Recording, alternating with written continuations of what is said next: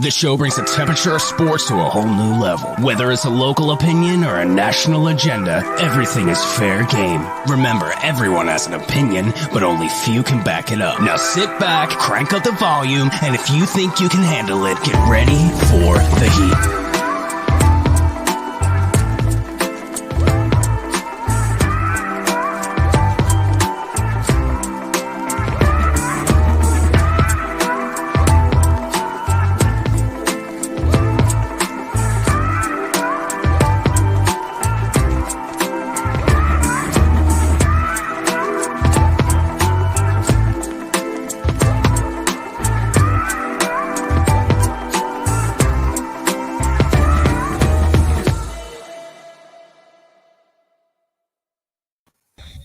And we're live. Welcome in, everybody. Heat Ratio Sports Heat Ratio Live, episode 151.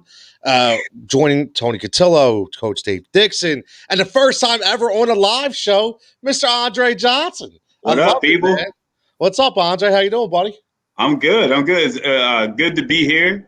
I'm on with Coach Dave. Do you guys know what this means? I'm on with Coach Dave. I don't get to tweet him and send him messages when you go live. I can see his face. He's right there. Coach Dave, let's get it. You're my man, Andre. This is gonna be a fun show, boys. We'll do a little something different. And again, listen, I know we talk about current events and it's street, but sometimes it gets a little stagnant, right? So I want to do a little something different tonight. Number one, I want to look back, because it was just the anniversary last week of the big signing of Bryce Harper. Look back at the Bryce Harper, Manny Ramirez effect. I have some stats. Let's see how they're doing right now, right? We're going to talk a little bit NBA ringless players. And we brought this up on, there's Al checking in. What's up, Dre's on the mothership. I love it. We talked about this on Twitter. Ringless NBA players, people that have never won a ring. Now, obviously, we were partial because we have our man Charles Barkley and our man AI, but let's talk about beyond those two guys who we want to give a ring to. And then we're going to talk about some NFL quarterbacks, because Russell Wilson wants to move, but it's a generic question. Do you fire the coach or do you trade the quarterback? Very interesting dynamic, right? So we're going to get into that, and then we're going to end on, again, the new Biggie documentary comes out on Netflix, looking good, right? Let's talk about our top 3 Biggie playlist track, because we touch on all kinds of culture on this show as well. So, boys, let's get right to it. Let's get right into the Bryce Harper effect. And the reason why I want to do that is I was huge all over Bryce Harper. I was the guy who didn't want Manny Machado. I wanted nothing to do with Manny. I thought Manny was a me guy, and everybody gave Bryce Harper a bad rap. He played in Washington. They said he had an attitude. He took plays off sometimes, because he was frustrated. I seen none of that right now. I see an absolute vision of what a Philadelphia athlete should be. Now, before I get to this, guys, before we get to the stats, I want to ask you guys a question. And Andre, because you're the guest tonight, not the guest, but guest on a mothership, like Mr. Al Griffin says. Yes, sir. Your opinion when this was going down, did you think that the Phillies were going to land Bryce Harper? Because there was a lot of back and forth, with Scott Boras, and you got the Chicago White Sox, so many teams in the fray. Did you really think we were going to land Bryce Harper? Nope. I'm going to tell you, it's funny because, like you said, we're not only going to talk Bryce Harper and NBA, we're going to talk culture, right? Yep. You got to understand, Bryce Harper, when he was with the Nationals, this guy not only was just the man, like he was everything to that city. This guy was so much to that city, and you guys look it up. He actually had a song. Wale actually made a song for Bryce Harper called Bryce Harper. Wow. It's incredible, right? So you really think about it, you go, Bryce Harper's not coming here. It's Philadelphia. We're going to somehow screw it up, right? We're going to somehow. But I look at both those guys, man, talking about Bryce Harper, both of them combined is almost $500 million. Jeez, and contract money. And we actually have one of those guys. So when he came, when you talk to Scott Boras, and Scott Boras, listen, the guy is a beast when it comes to being an agent. Like, you got to give him his props, right? But at the same time, it's like, all right, well, we're dealing with the Phillies organization. We have a couple key players and people in place. Are we going to get that guy that's going to take us over the top? and like sell some tickets and get us in. You know what? They said we got to go big, and when we got him, I listen. It rejuvenated me. And I'm gonna tell you something. I'm a 4-for-4 guy, and for me to be excited and like stupid excited about the Phillies and the signing of Bryce Harper went down, I just screamed because that's the guy we need. Like we need a superstar in this type of market. You go too many years without a marquee player in this market, you're going to really shoot yourself in the foot. So getting Bryce Harper, like putting those players around them, like the guy from Pittsburgh came in. We got a nice catcher. We're ready to go. So yes, Bryce Harper was a major signing, big time. You make a great point because it was my point all along in the pursuit that we needed a face for the organization. We had none. Reese Hoskins was not a face, right? He's not. He wasn't, and we were kind of forcing him into that category where he didn't belong.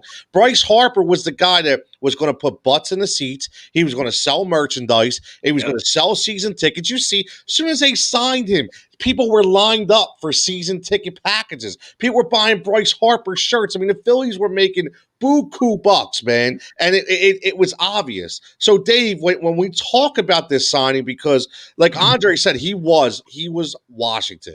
Right, he emulated the national emblem. He really did, and for him to leave same division and the come to the Phillies and sign that 13-year deal, something that nobody thought was even possible. Dave, did you really expect that to happen when it did? No way, no way. I mean, we talked about this a long time ago, obviously, but I love the conversation. Bryce is a West Coast guy, right? He was born in Nevada. I'm pretty positive of that. I was for certain that he was going back to the West Coast. Obviously, pie in the sky, I wanted them both. And I told Tony that I remember a long time ago. I said, why not get us both? I want them both. And probably, I'm not sure, Tony, but maybe you can tell me. I think I wanted Manny more than Bryce at one point in the conversation. And I tell you what, I love how Manny plays the game, first of all, but to a certain degree, I love what I see even more in Bryce Harper. Bryce Harper has proved me wrong. He is I know he comes from blue-collar background. His father is a union construction worker, and Bryce Harper emulates that type of behavior. He reminds me of a typical Philly blue-collar, if you will, a Chase Utley mold type of guy. And I'm pleasantly surprised, if not even more excited about Bryce Harper being here. It's you know, how can I say this and not be negative? We had to go get somebody like him because our drafts in the Phillies organization up to this point was nothing like what we were used to coming up when they had Rollins. Rollins was homegrown, Cole Hamels, Chase Utley, Ryan Howard, Pat Burrell. I mean, those guys were all homegrown talents that were basically our own superstars. So Jimmy Rollins was MVP of Major League Baseball. So we had to go and get somebody like that, and we got him. And I was shocked when we got him. Yeah, I'll tell you, and I definitely, Dave, you know, I wanted nothing to do with Manny Machado. Right? I wanted nothing to do with Manny Machado. Manny Machado would be more worried about his hairstyle than hitting a baseball. Right? And that's what I didn't want nothing to do with Manny Machado. So, remember, Dave, it was that. And Andre, I'm sure you remember too. I'm trying to think. The one time they brought him out to Citizens Bank Park, and he went to open the door, and it was like he didn't even want to reach and touch the handle. He's like, "Yo," he's like Ric Flair with the ropes, hitting the ref, like, "Yo, let's go, hit the ropes up." Like, "Yo, man, you don't have that status, Manny. Stop." And I was like, "See, that's why I don't want Manny right there." Nope. And Bryce Harper has just been electric. He really has. He has hit more boxes than I thought he'd be able to check off. Honestly, he really had. What's that? No, I agree. He checks off the box. Well, first of all, as far as Machado, I was done with Machado when the reports came out, the way he went to dinner and made, the way that like, to me, I was wondering why that was such a big deal. But the big deal was it spoke to his character. Yep. And Bryce Harper, when Bryce Harper was interviewed and shown the city, it spoke to his character because he like literally embraced the city almost immediately. And there was reports that if you like Reggie Jackson, there's a major comparison with Bryce Harper and Reggie Jackson. Like if you go through all the numbers, it's eerily the same. Like every category, strikeouts, home runs, on base percentage, all the numbers between him and Reggie Jackson are literally almost eerily the same, but maybe off only a couple at bats, a couple steals, a couple walks or what have you. But to compare him to Reggie Jackson, oh my God, I'd rather that than somebody that has character issues and signed for a $300 million contract. I mean, Bryce's contract was just slightly above that or slightly below that at 330 or something like that. So to me, we made the right decision, and I was happy because typically is the other way where we see the star go to just a division opponent, and just to be a little selfish, I felt that I'm glad we got Bryce because it felt like it was a Jason Worth one up. It's like I just felt that we we needed that one up from Jason Worth because he was coming home and killing us. Yeah. That was like when we played against the Nationals after he went there.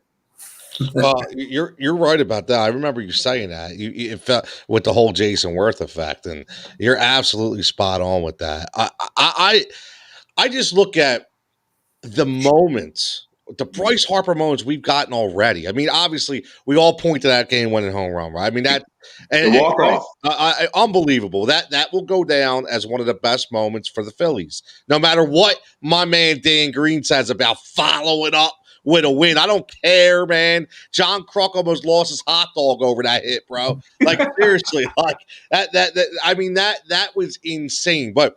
Looking beyond the numbers, I thought this was really interesting. It's the first time, honestly, I've ever broken down their numbers. Now, obviously, last year was only a 60-game season, and some of them didn't even play some of the games. But I'm still going to add it in, okay? So if you look at Bryce's numbers, he had 763 at-bats. His average is 267, 48 home runs, 148 walks, 147 RBIs, and 200 hits. Now, Manny Machado, here's a funny thing. Okay, Manny Machado had plus 48 more at bats. Okay, 278 average, which he's got the higher average. 48 home runs, identical, both at 48 home runs, which is odd. I couldn't believe that. 91 walks, a lot less walks for my man Manny. 132 RBIs, and he's plus 48 on the games. That's not good, but he has 18 more hits. So, number-wise, it looks like Bryce is winning so far, okay? But obviously, Manny had a slow start, but he did have that 3 or 4 month period where he was just on fire, right? Mm-hmm. I mean, he was absolutely electric. But I was surprised that they both had 48 home runs. That was interesting to me. But look, now here's the question that we ask, and this is where we have a little fun. So, which guy do you think gets the ring first? And, or gets, I should say, close to the ring, because we don't know if either of these teams are ever going to win a ring. But let's just say who gets closest to winning a ring? Is it Manny if he's in San Diego, or is it Bryce if it's Philly? For me, it's Manny, only because that team in San Diego is stacked with pitching, right? You go out, you get 2 Cy Young guys with Yu Darvish and Blake Snell to already go with their really, really good rotation. And they go 1 through 8 in the lineup. I mean, they have guys like Will Myers batting 7th or 8th who's hitting 25 home runs. They have one of the best young players in the major leagues, of Fernando Tatis, who signed another deal just like Bryce Harper. But Andre, which one gets closer to a ring, in your opinion? All right, this is a heart and head decision. Yeah, okay? Exactly. Like my heart clearly says Bryce, 100%, right? And the reason why I'm saying Bryce, well, obviously my heart is saying Bryce, but my head is clearly saying Machado. But I want to say Bryce, but this is why I want to say Bryce. Because isn't it important, and I'm going to throw this question out there like almost in a rhetorical sense, but isn't it important the way Major League Baseball pitchers look at the opposing batter? Like in Major League Baseball in 2019, Bryce Harper led the league.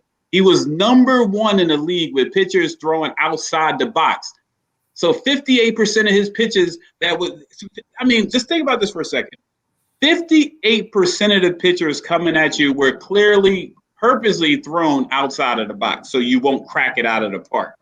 That's respect. Wow. That is respect. Machado's not even in the top 10 for that. So now, as far as his teammates, San Diego is stacked. I mean, them guys hit around the line. The lineup is stacked. I get it. And we've already proven that 1 or 2 injuries on our team can really mess up the entire rotation and can really mess up like who's in bat, what batter is coming up next. Because we were going back and forth with and I always forget his name. That's a shame, but the guy that came from Pittsburgh.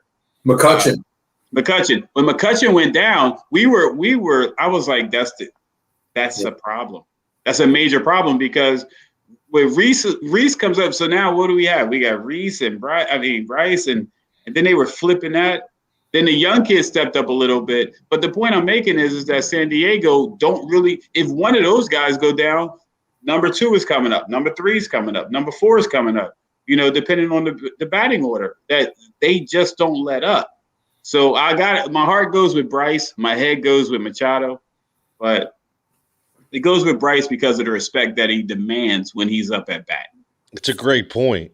Brian checking in. What's up, Brian? Says, hell, that's a step further than respect. That's outright fear. Yeah, it is. 58% of the pitchers. Look it up. Google it. He's number 1 in Major League Baseball in 2019. Number 1. That's crazy. That's an unbelievable stat. It really is. Adam says Harper is closer. Interesting. Coach Dave, what's your thoughts, buddy? Well, I mean, if we put them on paper, there's no comparison. Right. But of talking to us that live in Philadelphia and remember the 93 Phillies, and I'm not saying that we're them or even close to them, but anything can happen in baseball. But I'm going to go a different route, minus the talent part. We're removing the talent part, and I'm going to say the Padres, because of our division. I still think that Washington has an unbelievable pitching staff, and Atlanta is Atlanta, and they're extremely talented on offense and defense. And also the Mets. I mean, I don't know. I would like to say we're above the Mets, but you never know what you're going to get. They have still some unbelievable pitching talent as well there. So my reason isn't going to be talent. My reason is going to be because of our division and the wild card is even tough to achieve. So I think if you put a gun to my head or you told me I had to bet the mortgage on something, I would go San Diego will be there first, Tony, before the Phillies right now. Listen, I don't disagree. I just know, what Al says is, I mean, listen, he's spot on, saying it's been less than 5 years, right? It's only been 2 years and you can already call him a Philly guy. It's a great point. You can already, it's like he came in being a Philly guy. Right? He came in, he accepted everything, he accepted the culture, he accepted the fit. I mean, hell, he played in the NL East, he knew what to expect. And that's what I kept saying. Everybody's like, he doesn't want to come here, he just wants some money. No, listen, dude, he knew what to expect. I think he did want to come here. Right. It shows. It's exactly what he thought it was, plus more. Him running out the right field. And Andre, you've played sports. Dave, you played sports. You coach. You guys both coach. I coach. You know that there's nothing like being an athlete, running out to the field and getting a standing ovation or people cheering for you like you're the king. Nothing like it. And that's what you knew you were getting. That's what we give you. That's what we give you. And he knew, okay, if I play bad, I may get a couple boos because I'm getting paid $330 million. But he expected that anyway because he's saying, I know what kind of product I have to get. So that's what, to me, that's the great part about Bryce Harper. I agree. Let me throw a useless stat out there, but I think it's funny with Machado. Did you know Machado was in the top 10 of worst hitters between innings 6 and 9? That just tells me that he comes out hot and then he cools off. But guess who's in the top 5 on the opposite end of the spectrum? Bryce Harper. That means he comes out slow and gets hot. Always. By the 6th, 7th, 8th, and 9th inning. It's a weird stat. It's like he has like a 168 batting average from inning 6 to 9. Machado does. Well, it's like you can go crazy with these numbers. That's why I said that's a heart and a head conversation. It's like who's going to win the battle? It's like two dumb lawyers going at each other, and the only one that's going to win is the one that can lie to the greatest. Well, well, you know, it's funny. Right away in my head, even though it's usually you're saying inning 6 on for Manny, I'm saying to myself it's because he gives up.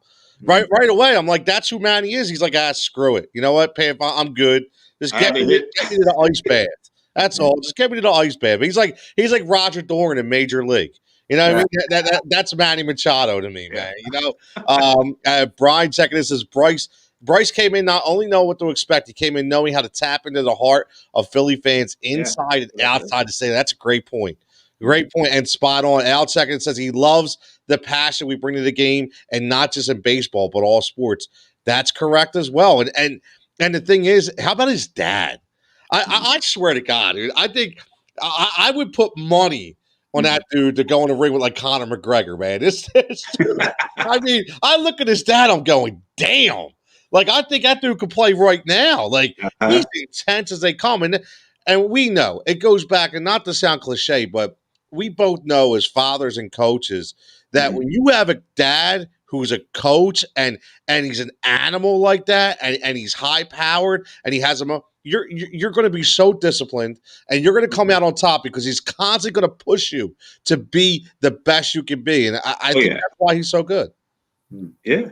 His family did some amazing things for him, Bryce Harper. His dad, I mean, I love the roots. He's a union rod setter out in Nevada. He's jacked up with Tony's talking about. I mean, the man's in incredible shape. But they did some interesting things with Bryce, having him finish high school early and entered into a junior college, so he was eligible for the draft at an earlier age. And I mean, you want to talk about a committed family and knowing what you have in Bryce Harper. Interesting thing. I mean, I'm all in on Bryce. I am all in. He had a bat made. I don't know if you guys seen this. Not only did he have clear water, right, with how we talk in Philly, but his bat was painted, and it was the Philly Fanatic painted on the bat. I thought that was really cool too, man. He's a neat guy. He's a really, really neat guy. He is all Phillied up, man. He is all Phillied up. And there it is right there. And Dave Metz is right there. And that's actually our thumbnail page for the YouTube episode tonight. I mean, nice. When I seen that, I was like, look, and remember when he had the spikes? You know, he had the spikes with the Philly Fanatic. Like he went all in, man. And like listen. You can kind of fake it if you want to, but he's not faking it. This is who Bryce is, man. This is who Bryce is. Perfect time to segue because we're going to segue into basketball a little bit. Our girl Jenna checking in says, halftime, Clippers 63, Celtics 62. Listen, this is what I have to say, man. And I will say this, and Andre knows this. I know David follows too, but Jenna does know what she's talking about. She's a great follower of the show. We treat her as family, but she got a spot. She's doing a podcast with The Athletic in a couple weeks, man, talking some Celtics, man. So listen, man, she's doing things, man. Check her out, man. She is no joke. Don't be afraid to give our Sixers some credit. Well, listen, Dave, I'm telling you, we're gonna get Jenna. It's gonna be me, Andre, Al, and Jenna on that Celtics Sixers postgame show in April. So get ready. It's coming. I'm telling you, it is coming. Definitely. But let's segue right to the NBA. and I want to talk this because we got a ton of interaction with this on Twitter, and not just because we posted. This is straight from Bleacher Report. I'm not taking credit for anything. I just took their picture, I gave them credit, and I thought it was a great topic to talk about, and it's ringless NBA superstars, right?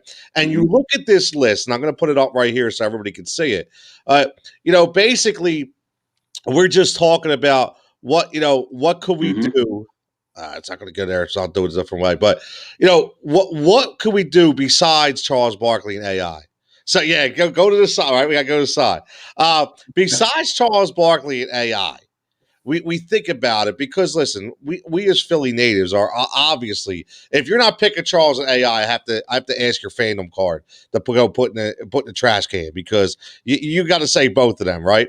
But besides those two, take those two off the list, okay? Who would your two guys be if you could give a ring to? Who would they be? And you got to pick two. Don't just give me one. Give me three. You got to go two. Now, Adam checking in saying Karl Malone. Now, Jenna says Reggie Miller. I love the Reggie Miller pick, by the way. I said Reggie Miller. Right? Jenna. Yeah, I love the Reggie Miller pick. I do. It got cut off, but number 10 is George Gervin.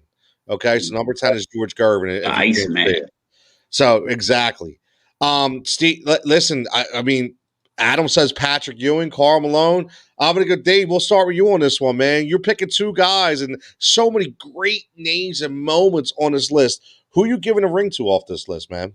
Well, my second one's going to be difficult. We're not allowed to pick our guys, he said. I know that. I'm just saying it out loud. I'm going to go Dominique Wilkins for me. I mean, I love watching Dominique play. I loved every part of his game. I love that you want to talk about, to me, never giving up. That was neat. I mean, and his thunderous dunks like rose you right out of the chair. You sat when you watched Dominique play. To me, you sat on the edge of your seat and watched every move because you never knew when he was going to jump out of the building. And I thought that to me was extremely exciting to watch. The second guy, I'm going to go Reggie. I'm going to go Reggie Miller. I enjoyed watching Reggie play. I thought he was a great competitor. And one of my highlights in basketball, I think our top five in my mind in basketball, I'm not sure 100% if it was a playoff game or not, but he scored, what was it? He scored like 9 points in 23 seconds or some crazy number. That was against the Knicks. Was that a playoff game, Tony? I think it was. That's burned into my brain for the rest of my life. That play, he was able to accomplish such a feat. That was phenomenal to me. But I said to you guys off air, right, Andre? I said to you, on this list, all you have to do is go through who Jordan didn't allow win the championship, and you can from the guys right off the top. I think there was like 5 of them that Jordan didn't allow to win a championship. So, they're the two guys I'm going with, Tone. I like it, man. I like it. Yeah. I mean, listen, I don't, and Andre, I don't really think there is a bad name off the list right here. Nah. Honestly, there's really not. Check it in. Brian says Reggie Miller, Karl Malone. I'll tell you straight up, the only reason why I can't go Karl Malone, Brian, is because I think, and I'm going to say this, no disrespect, but I think he's a bitch. Okay, because I watched him in those Utah and Chicago. All he did was cry. And he was bigger than everybody. He could have mowed down anybody on that court. And he decided to just cry over every foul he didn't get. So for me, I'm not taking Karl Malone. That's the only reason. Jenna says, should have Kemba Walker be on there? Just kidding. We'll see. We'll see. Michael Jordan may say so. I don't know. Yeah, he got rid of him though. I got a weird two, but a good two. Yeah, man. What you got? I got T-Mac and Ewing. I got T-Mac and Ewing because I put T-Mac in that category with Penny Hardaway. I always thought Penny Hardaway should have won a ring with Shaq. They had Anderson, Shaq, Penny. Like their team was just incredible. But I like T-Mac because that just like Penny. If it wasn't for that injury, the guy was incredible. Yeah, he was incredible. You know, when the Canada teams and then they obviously with his stint with the Rockets, he still was the man. I mean, in fact, rest in peace to Kobe. But I remember Kobe saying that he was like the best guy that ever defended him. yeah, you're right. You know, and that's saying a lot. That's saying a lot. But and definitely Patrick Ewing, Hall of Famer. I mean, you had guys like Oakley, Starks on your team, like balling, and we talked about that on the Heat Ratio. We talked about that on Half Court Heat. Yep. Ewing to me should have had a ring. He should have had a ring. But it goes to your point, Coach Dave. If it wasn't for Mike, he would have had a ring. You're definitely right. He would have had a ring. But, that's exactly what we talked about. So I'm going T-Mac, and Patrick Ewing. I like the T-Mac pick.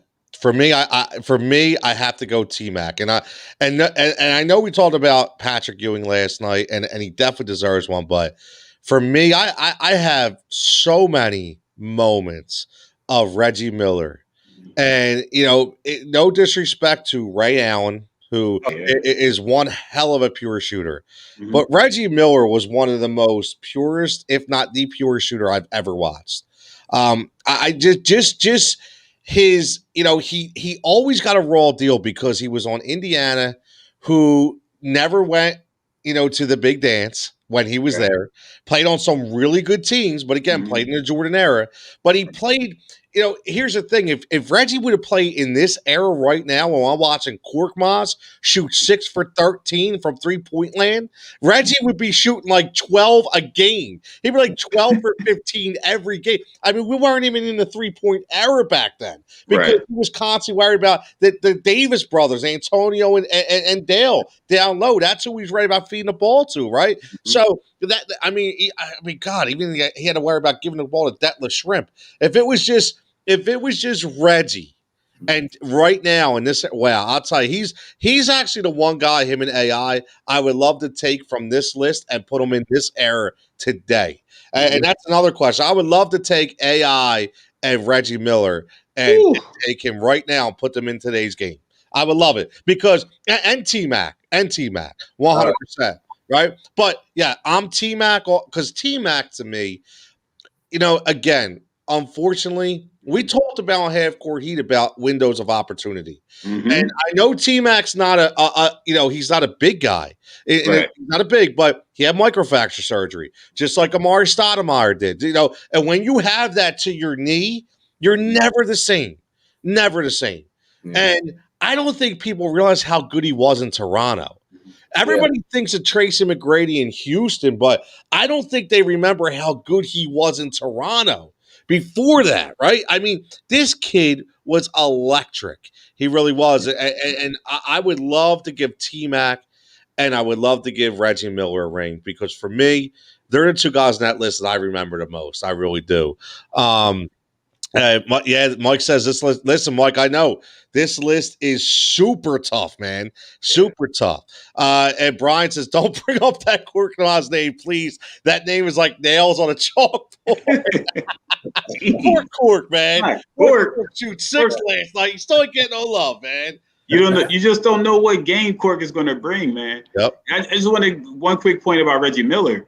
It's like Mark Jackson was his like biggest advocate. And he's like, dude, it's a crime that Reggie Miller doesn't have a statue out in Indiana. It's a crime. Like, name another Hall of Fame pacer.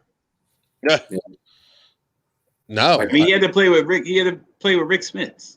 The Flying Dutchman. Come on, man. Like, you remember who coached that team? Those teams, those successful pacer teams back then. They were a perennial playoff team every year. You remember who the coach was? So, let me think. I know Larry Bird had a cup of tea with them. But Larry Brown. I was going to say LB, right? Larry Brown. Yeah. What didn't Rick Adelman have a little cup of coffee out there in Indiana too? He had a ginger ale with him. Yeah. Because I never understood that. Because the way he came in, I thought it was kind of awkward, but it is what it is. You know. Well, listen, Tracy McGrady, and let's just break this down, okay? For again, in Toronto, his last year is when he really started to come alive. Okay, he played 79 games. He only averaged 15 and a half, but that's when you started to see the Tracy McGrady come out before he went to Orlando. Now, you got to look at the time he spent in Orlando, okay, and look at 2 years, at 2003 to 2004. He was 23, 24 years old. He averaged 30 at age 23 in 2002, 2003, averaged 32. Okay. He was unbelievable that year. 32, 5 assists. He averaged 2 steals, even got a block a game, right? Getting 5 boards, shooting 50% from the field goal percentage. I mean, he was electric. Unstoppable. And that Orlando team was really good too, by the way. He was unstoppable. He was. And you got to keep in mind, when he was in Toronto, he was playing with the great Vince Carter. So, you know, that was a tough one as far as his numbers, because you got to split that ball. You know, you got Vince Carter playing above the rim, you got Tracy playing above the rim, and I wouldn't be surprised if he had averaged more assists with Toronto than he did with Orlando. But because I think his career average with Toronto was like 15, 16 points. I think you just said that. But Orlando, those 2 years with Orlando, you're in the young 20s, averaging 30. Like amongst veterans and Hall of Famers. Yeah. And you're still averaging 30. That's why I said T-Mac and Ewing. I mean, I know I lean more towards Ewing, but man, T-Mac's stats are they're just crazy. They're out of bounds. They're out of bounds. So based on this, and we always, like I said, we were doing a little something different tonight, and this is why I like to bring up these conversations, because everybody likes to check in, and all over Twitter, the responses were all over the place. We got a lot of Patrick Ewing and AI. A lot of AI was in every single response. Steve Nash, AI. Ewing and AI. Right? Charles and AI, which we know. McGrady and AI, right? I mean, everybody was AI, which deservingly slow, right? I mean, that's just exactly what we expect. But it's pretty interesting when you take, I gotta laugh, because our buddy Ruined Today, Jr., my man Joe, responds, Barkley chased and still couldn't do it. Malone was a POS. But Grady was always looking the wrong way. Give it to AI. I love Joe, man. He's the best. PJ says, as a homer, it's Iverson. He busts his ass to win a ring, and they never gave him any guys to compliment him besides at any age, but still solid. Still gave him to Kembe. But other than that, he says, first I'd pick T-Mac, right? So, again, the only answer AI. Everybody AI, and for obvious reasons. But let's circle back a little bit, and I want to bring up this Russell Wilson thing. We're about 40 minutes in. We're making really good time here, and the reason why I want to bring the Russell Wilson thing in is specifically because I think the dynamic of this entire situation is very interesting, and it's just starting to unfold. Russell Wilson's 32 years old. He is don't get it twisted. He is the franchise. He is the guy they paid to be the brand ambassador of the Seattle Seahawks. But every guy has a point, and Russell got pounded year in and year out. And we've talked about it on this show. Guys like Aaron Rodgers, I never understood. They've never invested in an offensive line for Aaron Rodgers. They've never invested in an offensive line for Russell Wilson. I never got it. I never understood it. So finally, Russell starts to say, you know what? I see all these guys moving around. Maybe it's my turn. Maybe it's my turn to go to a different team. I'm tired of this. So question is, I'm not going to get into where's he going to go and all that. Yeah.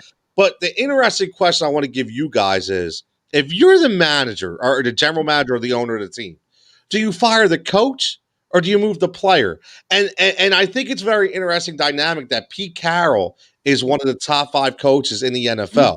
So you have to look that way and say, if there is a divide between those, we're not talking about Doug Peterson, Carson Wentz. We're talking about Russell Wilson and Pete Carroll. So, Coach Dave, if you're sitting there and you're making this decision and you know that one of these guys has to go, let's just pretend that this is a fractured relationship between Russell Wilson and Pete Carroll. Do you get rid of the coach or do you get rid of the quarterback? Which way do you go with your franchise? Are we specifically looking at Seattle or in general? Right. Because I think the dynamic is you have a Pro Bowl caliber MVP player in Russell Wilson and a top 5 coach. I don't know look around the NFL. If you can figure out another situation with that same dynamic, right, then yes. But that's why I specifically picked out Russell and Pete Carroll. The reason why I ask is, well, Pete Carroll, it's an odd situation. It's because the coach is older. Yep. And Russell is on the end of his career, if you will. I mean, unless he's Tom Brady, he's an older quarterback in the league right now. So, but honestly, what I would do is I would keep the quarterback. There's only 32 starting quarterbacks in the NFL, or and Russell is, in my opinion, he's top 5 in the league. So if you think that your window, you brought up window a little bit ago in a different segment, is closing, you got to keep Russell, because the hardest thing to do is get a stud quarterback in this league, right? You have him for what? Let's just say, 2 or 3 more years. I love Pete Carroll. I think Pete Carroll is an unbelievable coach. I think the way he resonates and takes care of the men and the players is phenomenal. But you're asking me to make a choice. I'm gonna go with keeping the quarterback. I hate this conversation personally because why would I want to get rid of a coach, right? I mean, I feel and one player doesn't make the team, especially in football, right? But you're asking me to make a decision. I'm keeping Russell Wilson. I mean, the quarterbacks make the league. They make the league. So, that's where I'm standing on it. Like, I love both guys. I want every quarterback to be like Russell Wilson. I want every coach be close to Pete Carroll. Pete Carroll and Bruce Arians and Tomlin, like those coaches don't come around too often. They just I don't know, man. That's a tough one, Tony. That's why I was hoping you'd say, well, in the rest of the league, because I had a whole different other scenario for you. But listen, the only reason why I brought this one up is because, like I said, I mean, these are 2 top guys, and looking around the league, it's listen, it's Deshaun Watson, or let's just say the interim coach was Romeo Crennel. I think it's obvious who we're going with, right? We're sorry, Romeo, you got to walk, bro. You know what I mean? But this is tough, Andre. This is a really tough, analytical decision that you have to make as an owner of a franchise going forward. Which way would you go? You know what? I was hoping. Maybe I'm a little cynical with this one, but I was hoping Dave went the opposite reason, just so I could challenge his opinion. But he went with the right decision. And I'm gonna give you 3 numbers. I like throwing this type of stuff. Yeah, man, hook it up, so man. I'm gonna give you 3 numbers, 3 consecutive numbers, and you just gotta know your 2 times tables: 24, 26, 28. What does that represent? Well, they lost the Super Bowl. This is when it all happened for me with Pete Carroll. 28 to 24. That was the final score of the Super Bowl, right? When they lost to New England. Yep. 26 seconds was what was left on the clock. And you decided to throw the ball when beast mode was beast mode all game. So people say, oh, he made a mistake. No, I'm going to tell you what happened. He literally, that was the turning point for Seattle going forward. This was the team of the Legion of Boom, right? Yep. Defense, and then you got the 13th man. I mean the 12th man, excuse me.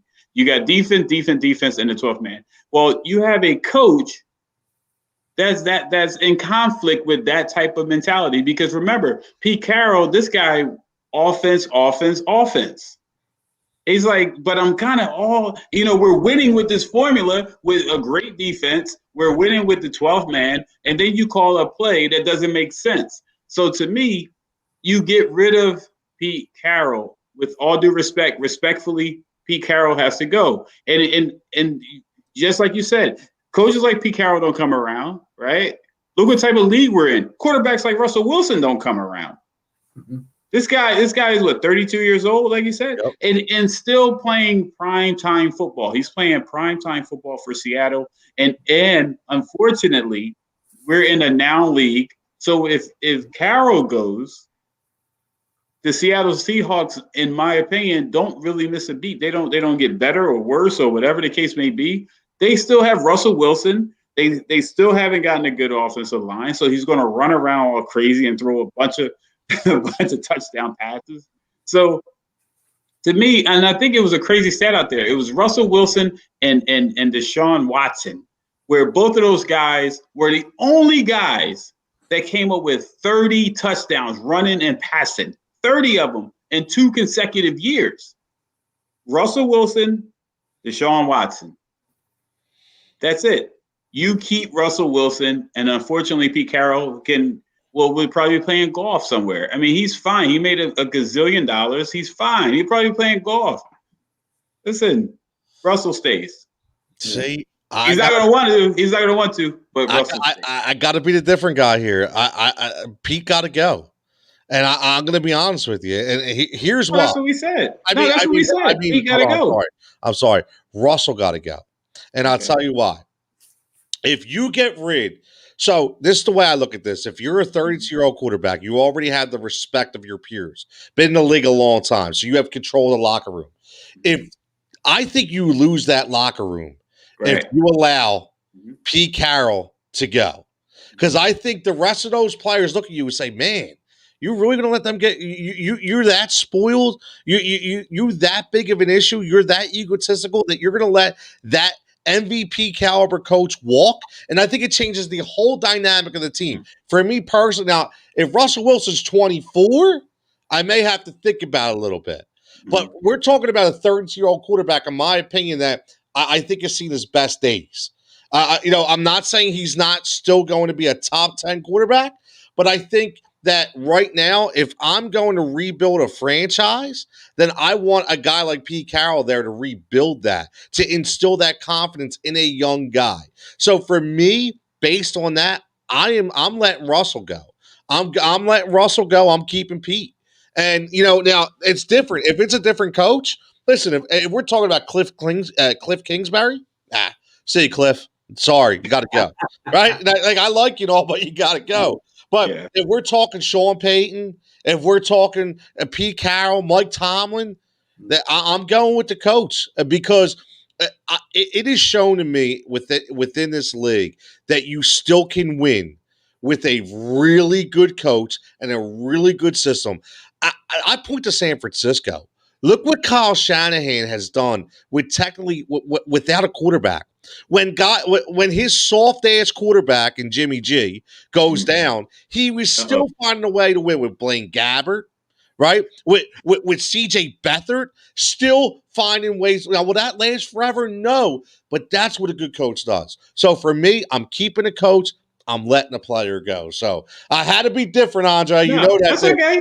But I was saying, I was almost interrupting you. Hey, Al, you listen. I was going to be like Al. But like when you start going, we love you, Al.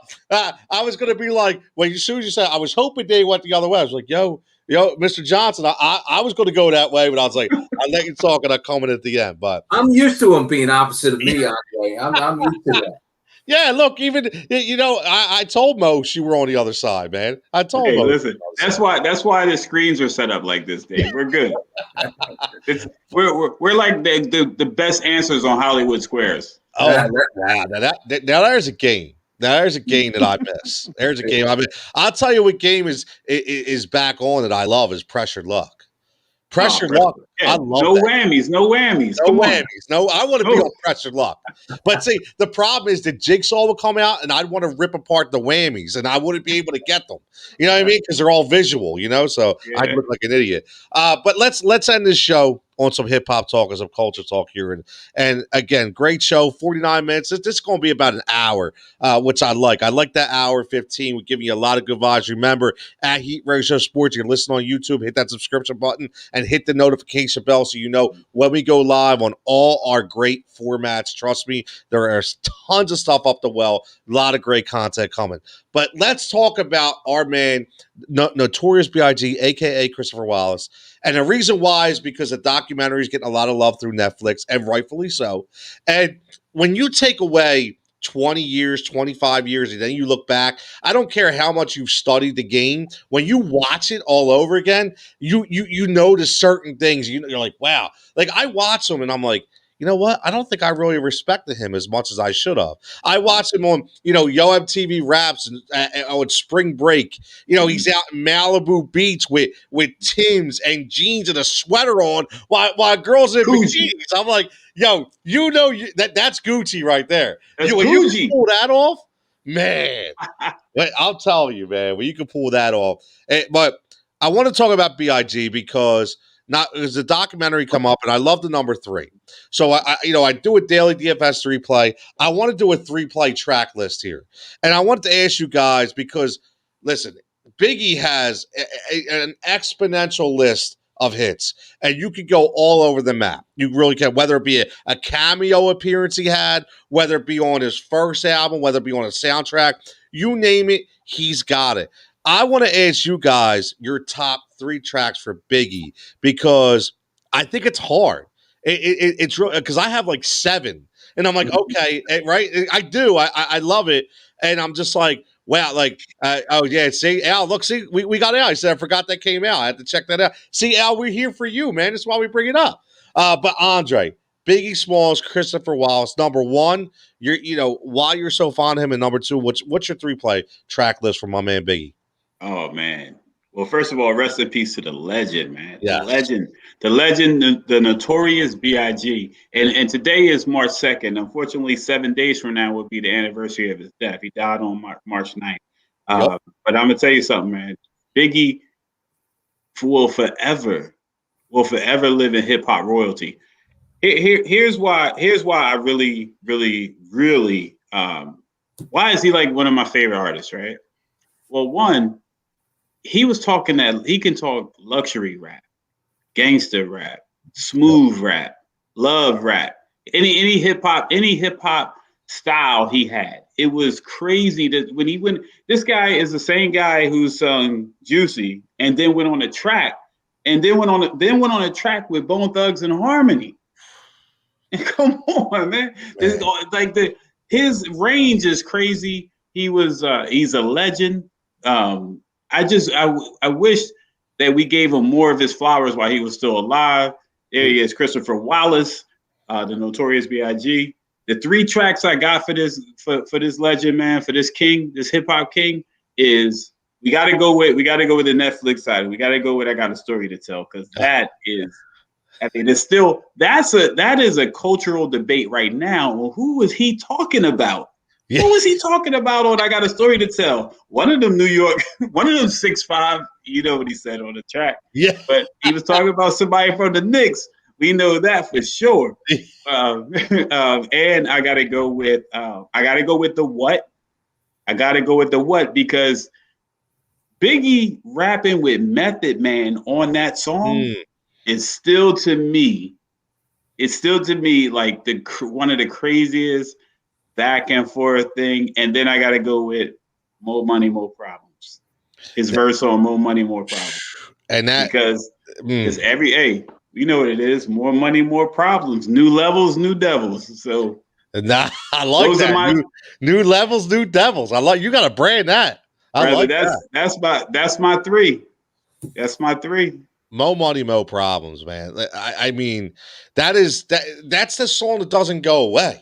right? Huh. That's a song that doesn't go away, and that has Puffy written all over it. Right? It has Puffy written all over it. Just a master producer, man. A guy that I don't think gets brought up enough as well. So we got to talk about him one day as well. But Dave, my man, what do you? I know you were a Biggie guy. So what's your 3 for Biggie? Because Andre hit some really good a nice 3 shot there. What do you got on the menu?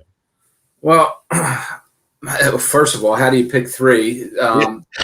Second of all, his collaborations with all the other artists. I mean, I didn't want to pick. I did want to pick one of them, but I felt like I couldn't just because, I got Big Papi, Juicy, and Get Money are 3 that come to mind. But I mean, talking about what Andre brought up, some of the stuff about Biggie. First of all, his storytelling. I tell these young kids that I'm around, the rap that you listen to, they're not. There's nothing. There's no fabric. There's no background to it. This guy told stories, life lesson stories, and his voice. Tell me somebody even remotely close that sounds like Biggie to you. There is not one person. And I know everybody sings a different way and everybody has a different voice and sounds different. There isn't anybody close that can sing or spit or however you want to say it the way Biggie could do it. And to me, you hear that voice and like you automatically, you smile. Mm-hmm. You start bobbing, you're smiling, you're bobbing your head. You just, I don't know. I mean, the 3 songs I wrote down were what I said earlier. Big Papi to me, probably. I just that song's Big Papa, I should say. I'm sorry, but that's the Italian name, Dave. That's all right. Yo, Papi. Yeah, you give little David Ortiz a little prop out. Yeah. That's all right. But I mean, I thought he was. I think he's the best. That's just my opinion. Like I said, the storytelling and the way his voice resonated, totally unique and can't be duplicated. It's funny because we talked about this ringless list and said, wish we could take guys like AI and T-Mac and Reggie Miller and put them in the game today. And just think about if guys like Big Pun and Notorious B.I.G. and Tupac did not die so suddenly and so young. If they were able to make 2 or 3 or 4 more albums. I mean, I talk all the time that I think Jay-Z is the GOAT, but it's just because again he stood the test of time and he's elevated the game when it comes to culture, when it comes to clothing lines, right? The diversity, record labels, you name it. Jay-Z is the king, right? He is the king, right? But there's no reason why Tupac and Biggie and Big Pun couldn't have been as big. I don't think they would have ran their own company, but just from a lyrical standpoint. So, Dave, Get Money to me, it's not on my list, but only because it's a collaboration with Junior Mafia. But that song, I could listen to that all day long. Number one, I have an infatuation with Little Kim.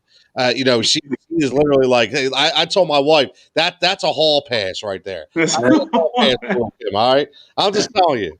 I get a hall. There's a lot. We're going to get an episode of Hall Pass too, because I think that's a really interesting conversation. But I love Get Money, the beat. And here's the thing, Junior Mafia with Little C's, people, they are so underrated. They are. Like, you listen to that album, it is electric. So that's a great find. But for me, Who Shot You? Just because it has everything to do with what happened between the East and West Coast, kind of, with the vibe, with when Suge Knight came into the fray, and all of a sudden, we went from Pac and Biggie being friends to being enemies, all because people were clouding the judgment of both of these guys. So I love that song. I love what it stands for. Notorious Thugs. That I don't know if there's ever been a better beat. I'm just going to tell you, like Bone Thugs and Harmony, the way just on another level, and add them with that beat and Biggie's rhymes. I know what I'm listening to tonight. I can tell you that right now. And for me, it's got my number one's got to be Juicy. I mean, listen, It was all a dream. I mean, that's all you have to say. Everybody, how can nobody relate to it was all a dream? You can start. It was all a dream. Just a line on like a Twitter and say, finish the lyrics, and everybody would be on there. It was all a dream. I used to read Word Up, and everybody would write their own line. What line came next after that, and everybody would know it. Everybody would know it. Yep. That's what. Right. And he was the culture. He was the standard. And more importantly. It's funny that we talk about like all these hip hop artists and who was the king and who wasn't the king and all that, but we never talk about the impact on how many other lives they've changed, and that's when I see Biggie and Jay-Z and all these other and a few other guys, I always think about the people's lives that they've changed over the years for the better, and to me that's when you become the king, when you become the leader. Because they never was out for themselves. And Biggie always used to say it. It's all good, baby, baby. Like he always led with love. Like, so that to me is incredible about that young man. No, it's a great point. It is, because we talk about it all the time.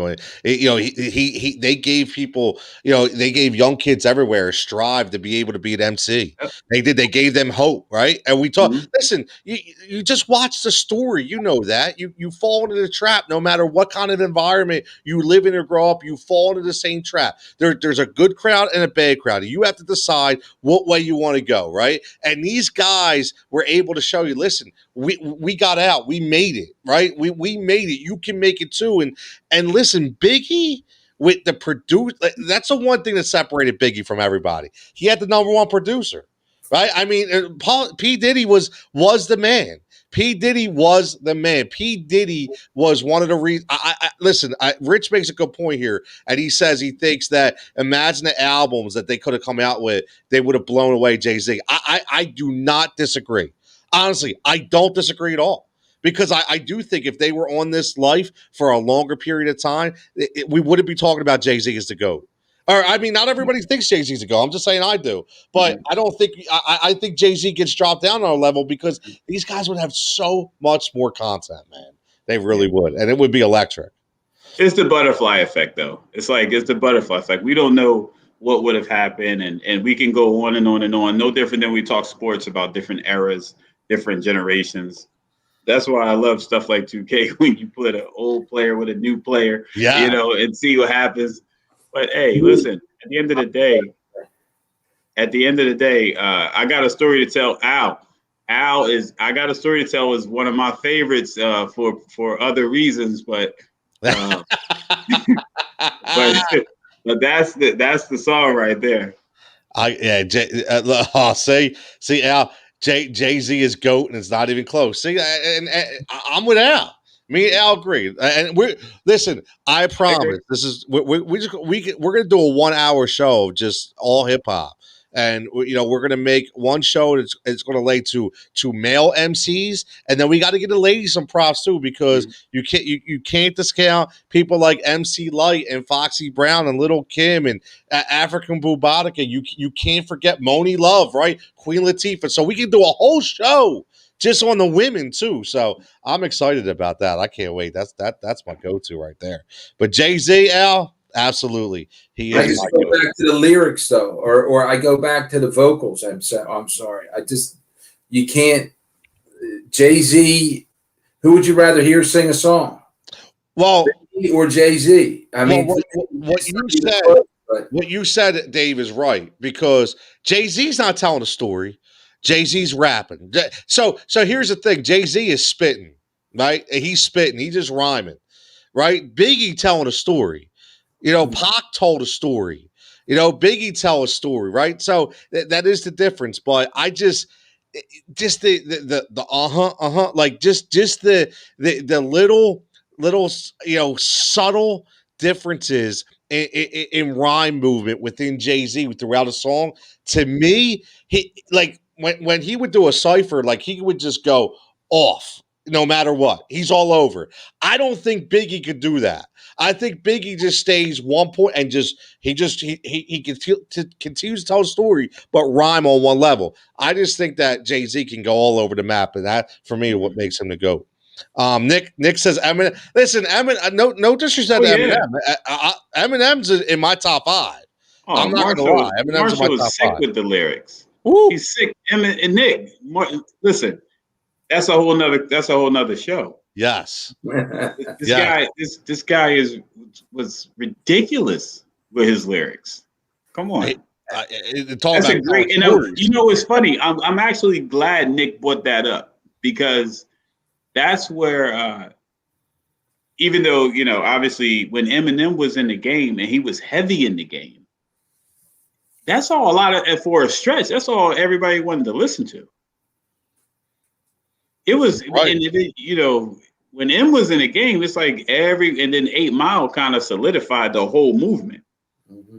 You looked at him a little different after the movie 8 Mile. Yeah. Now I don't, Rich. I don't know, man. Listen. Eminem was telling a story. He wasn't just spitting, man. He was telling a story. I mean, he was definitely a storyteller, right? I mean, here's a dude who was writing lyrics on a napkin, right? Mom spaghetti, right? He's spitting up mom spaghetti. Like, come on, man. It was the man. Just drank Kool-Aid. Dare me to drive. So, yeah, I love, yeah, exactly. I mean, you listen to that song, man. Just when he came out, My Name Is. You listen to those lyrics, you got like scared a little bit. Like, what's going on with this dude's head, right? But listen, this gave me an idea. So on Sundays, you know, I shifted from the DFS thing on Sundays, and I'm doing a daily sports blend show where it's sports history. Basically, I did a 20-25 year show on Sunday, and every week now I'm gonna pick a year. This week is gonna be 2005, and what we're gonna do, just random years. We're gonna pick a year out, and we're gonna break down all crazy sports moments, players, everything within that year.